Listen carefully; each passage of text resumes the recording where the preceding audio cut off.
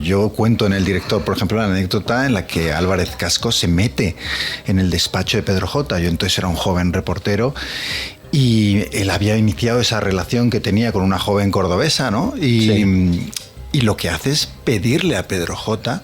que por favor intervenga en el partido para que no lo maten por tener esa relación fuera del matrimonio que dentro del Partido Popular podría ser mal vista, ¿no? Es decir, pero yo eso lo he vivido. Llegó a tener ese poder en el que los ministros entraban como peticionarios, ¿no? A pedirle que por favor pero esto ha pasado. A veces el periodista está en un punto más importante que el del compañero del partido. Yo vi a Miquel Roca pidiéndole a Luis del Olmo que intercediera por él ante Pujol, porque Pujol se lo quería cargar. O sea, estas cosas que parecen absurdas, esto ocurre, esto... Es lo que yo llamo los ministro periodistas, ¿no? O sea, que son periodistas que en realidad son medio políticos, medio periodistas. Se podían sentar en la mesa del Consejo de Ministros perfectamente.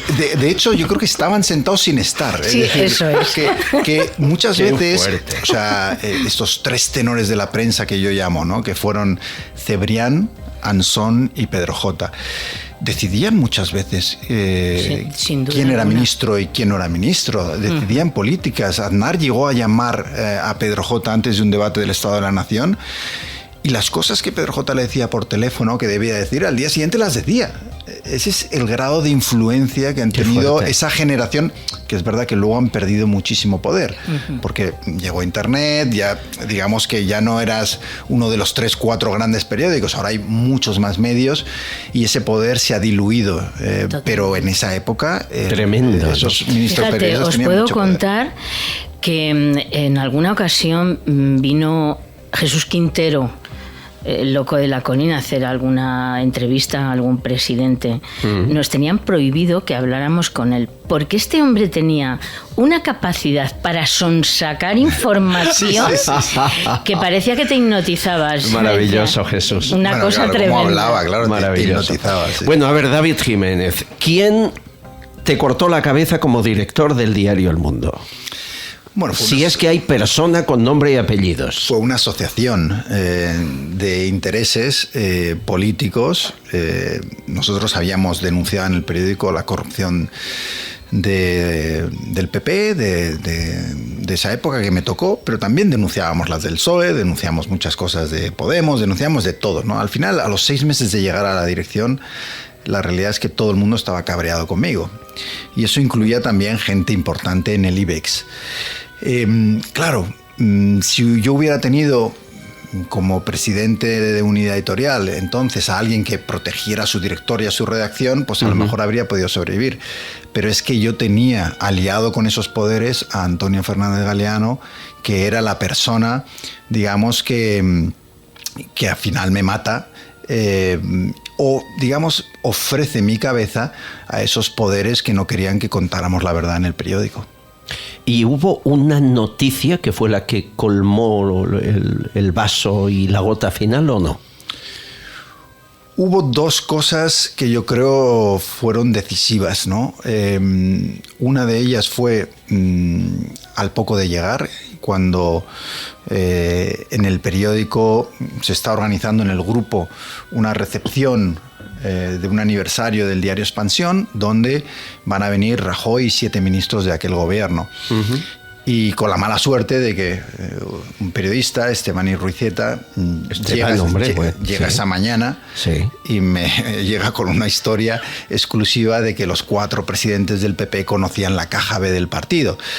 Eso me llega a las 10 de la mañana. Yo a la 1 recibí a Rajoy y era el día que lo iba a conocer. Puf. Y entonces tengo que tomar la decisión. Si te lo guardas o lo publicas. Claro, yo le digo a Esteban, oye, lo podemos retrasar a mañana, porque es que tengo... Y me dice, bueno, es que entonces no lo pueden pisar. Y entonces digo, pues nada, abrimos la web a tope. Abro la web y según abro la web, después me cojo el taxi y me voy a la recepción.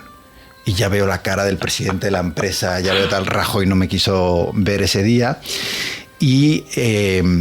luego me llegó, a través de una persona que estuvo presente, una reunión en la que el presidente de Unidad Editorial dijo algo así como: nos hemos equivocado de hombre. Es decir, ya vieron... No es de los nuestros. Bueno, que no va a aceptar que nadie le haga el periódico. Yo no estaba dispuesto a aceptar... Yo estaba dispuesto a que otros gestionaran las cuentas del periódico, el marketing, todas esas cosas, pero el periodismo lo iba a hacer yo. Y para mí era muy importante dejar eso claro, ¿no? Y luego a partir de ahí se produjeron pues incidentes parecidos uno detrás de otro que yo creo que reforzaron esa idea de que no iba a ser lo dócil que ellos pensaban. Aquí, claro, mucha gente cuando lee El Director me pregunta siempre lo mismo. Me dicen, pero ¿cómo se les ocurrió traer a alguien que había estado de reportero de guerra en lugares como Afganistán y pensar que iba a ser dócil? Porque no es el perfil de una persona, ¿no? Si tú te has ido a jugar la vida por contar la verdad en un conflicto, es cierto, te va a intimidar un político cuando te llama por teléfono. Pero ¿quién censura más? ¿PSOE o PP? Mi experiencia es que no hay en España, o por lo menos yo no he tratado con un solo partido o político que entendiera el papel de la prensa en una democracia. O sea, yo recibía Convergencia en Cataluña igual. Bueno, o peor. Tuve muchos problemas con el gobierno de Rajoy, pero es que a la vez yo recibí mensajes, y lo cuento también en El Director, de Pedro Sánchez, que entonces estaba en la oposición, quejándose constantemente de lo que hacíamos, y eso que estaba en la oposición, ¿no?